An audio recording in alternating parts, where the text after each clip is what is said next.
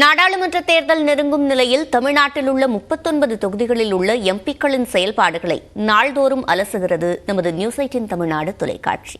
அந்த வகையில் திருச்சி மக்களவைத் தொகுதி எம்பியான திருநாவுக்கரசர் பொதுமக்களின் கோரிக்கைகளை நிறைவேற்றினாரா என்பதை இந்த தொகுப்பில் பார்க்கலாம்.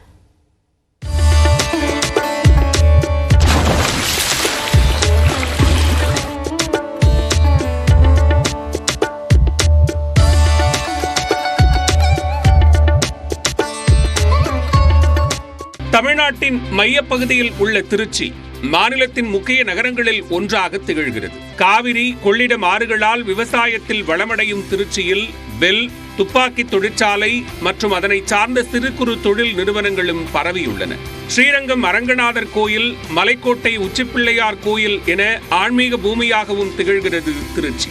திருச்சி மேற்கு, திருச்சி கிழக்கு, திருவெரும்பூர், ஸ்ரீரங்கம், புதுக்கோட்டை, கந்தர்வக்கோட்டை ஆகிய 6 சட்டப்பேரவை தொகுதிகளை உள்ளடக்கிய திருச்சி மக்களவை தொகுதியில் 15 லட்சத்திற்கும் மேற்பட்ட வாக்காளர்கள் உள்ளனர். 1951 முதல் சந்தித்த 18 தேர்தல்களில் அதிக முறை வெற்றி பெற்ற கட்சியாக உள்ளது காங்கிரஸ். ஆனால் கடந்த கால் நூற்றாண்டில் களம் மாறி 2001, 2009 மற்றும் 2014 அதிமுக வெற்றி பெற்றுள்ளது. கடந்த மக்களவைத் தேர்தலில் திமுக கூட்டணியில் காங்கிரஸ் கட்சி சார்பில் மூத்த தலைவரான திருநாவுக்கரசர் களமிறங்கினார்.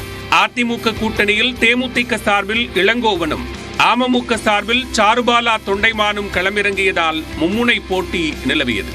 எனினும் 6,21,285 வாக்குகளை பெற்ற திருநாவுக்கரசர் 4,59,286 வாக்குகள் வித்தியாசத்தில் அபார வெற்றி பெற்றார்.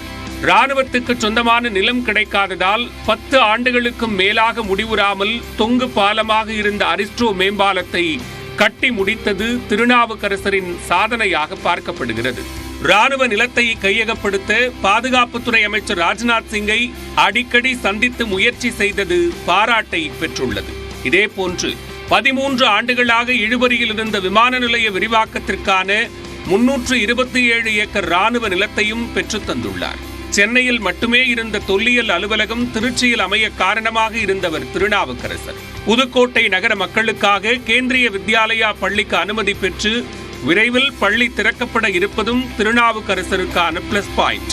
கொரோனா காலகட்டத்தில் திருச்சி மற்றும் புதுக்கோட்டை மருத்துவமனைகளில் உபகரணங்களுக்காக 1,80,00,000 ரூபாய் நிதி உதவி வழங்கியதுடன் திருச்சி மக்களவை தொகுதிக்குட்பட்ட 6 சட்டப்பேரவை தொகுதிகளிலும் பிரதான இடங்களில் உயர் கோபுர மின் விளக்குகள் அமைத்துள்ளார். திருச்சி பெல் நிறுவனத்திற்கு தனியார் நிறுவனங்கள் மற்றும் தமிழ்நாடு அரசின் ஆர்டர்கள் பெற்றுத் தருவதில் எம்பி ஆர்வம் காட்டாததால் பெல் நிறுவனம் நலிவடைந்து வருகிறது. கனரக விமானங்கள் இறங்கும் வகையில் திருச்சி விமான நிலையத்தை விரிவாக்கம் செய்ய வேண்டும் என்ற கோரிக்கை பல ஆண்டுகளாக தொடர்கிறது. திருச்சியில் அமைக்கப்படும் என அறிவிக்கப்பட்ட ராணுவ தளவாட தயாரிப்பு வழித்தடம் ஜவுளி பூங்காவை கொண்டு வருவதில் சுணக்கம் காணப்படுகிறது. 15 ஆண்டுகளாக நிலுவையில் உள்ள திருச்சி மாவட்டத்தை சுற்றி அரைவட்ட சுற்றுச்சாலை அமைக்கும் திட்டமும் அமலாகவில்லை.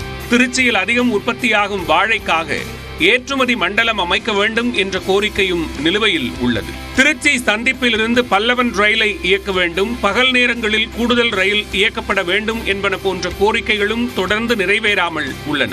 புதுக்கோட்டை திருவப்பூர் ரயில்வே மேம்பாலம், புதுக்கோட்டை கருவேப்பிலான் ரயில்வே மேம்பாலங்களை அமைக்க வேண்டும் என்ற கோரிக்கை கால் நூற்றாண்டுக்கு மேல் கிடப்பில் உள்ளது. இந்த சுற்றுச்சாலைகள் திருச்சிக்குள்ள வராமல் போகிறதுக்கு தமிழ்நாட்டில் சுற்றி இருக்கிற 4 திசையிலும் இருக்கிற ஊர்களுக்கு போகக்கூடிய சாலைகள், அதில் பலது இன்கம்ப்ளீட்டாக கிடந்தது. அதெல்லாம் முடிப்போம்னு சொன்னால் ஏற்கனவே நெருக்கி முடிஞ்சிருச்சு. ட்ரைனேஜ் சிஸ்டம் ஏறக்குறைய 1000 கோடி ரூபாய்க்கு அங்கே வேலை நடக்குது டவுனுக்குள்ளே. ஐடி பார்க் வேலைவாய்ப்புக்காக கொண்டு வரணும் அப்படின்னு அறிவிச்சிருந்தோம். அது முதலமைச்சர் அறிவிச்சிருக்காரு. அதுக்கான பணிகள் தொடங்கி நடக்க இருக்கிறது. பொதுமக்களுடைய பிரச்சனைகளுக்கு எந்த விதத்தில் எல்லாம் நம்ம தீர்வு காண முடியுமோ, நன்மை செய்ய முடியுமோ அந்த விதத்தில் என்னால் முடிஞ்ச காரியங்களை பொதுமக்களுக்கு செய்திருக்கிறேன். எல்லாத்தையும் செய்துட்டேன் அப்படின்னு சொல்ல முடியாது, எதுவுமே செய்யலைன்னு சொல்ல முடியாது. என்னால் முடிஞ்சதை மக்களுக்கு செய்திருக்கிறேன். திருநாவுக்கரசர் புதுக்கோட்டைக்கான எம்பியாக இருந்தார் என்பது திருச்சி மக்களிடம் குறையாக காணப்படும் நிலையில் பெரிய அளவிலான சாதனைகள் இல்லை என்பது புதுக்கோட்டை மக்களின் எண்ணமாக தெரிகிறது. இதுவரையிலும் இந்த மாண்புமிகு எம்பி அவர்கள் பெல் நிறுவனத்திற்காக திமுக அரசாங்கத்திடம் எதுவும் கேட்டு பெற்று தந்ததாக எங்கள் நாலேஜுக்கு வரல. மெயின் ரோடு, பைபாஸ் ரோடு வரைக்கும் ஒரு மேம்பாலம் போட்டு கொடுங்கன்னு கேட்டோம். பல கோரிக்கைகளை வச்சோம். இது வரைக்கும் அவர் நிறைவேற்றி கொடுக்கவில்லை. ஸ்ரீரங்க மக்களுக்கு என்னான்னு வந்து எட்டி கூட பார்க்கறதில்ல. அங்கே கருவேப்பிலாம் கேட்டு இருக்கு.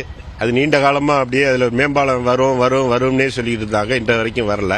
திருச்சியை பொறுத்த வரைக்கும் ஒரு இன்டர்நேஷனல் ஸ்டேட்டஸ் வாங்கி இவ்வளவு நாள் ஆகியும் இன்னும் அந்த ரன்வே எக்ஸ்பான்ஷன் மட்டும் நடக்காம இருந்துட்டு இருக்கு. மக்களிடம் அதிருப்தி பெரிதாக இல்லை என்றாலும் சாதனைகள் குறைவு என்பதால் மீண்டும் போட்டியிடும் பட்சத்தில் திருநாவுக்கரசருக்கான வெற்றி கடந்த முறையைப் போல எளிதாக இருக்காது என்பதே நிதர்சனம். மலைக்கோட்டை புதுக்கோட்டையிலிருந்து டெல்லி செங்கோட்டைக்கு யார் தேர்ந்தெடுக்கப்படுவார்கள் என்பதை பொறுத்திருந்து பார்ப்போம். திருச்சியிலிருந்து நியூஸ் 18 தமிழ்நாடு செய்திகளுக்காக ஒளிப்பதிவாளர் கோவிந்தராஜனுடன் விஜயகோபால்.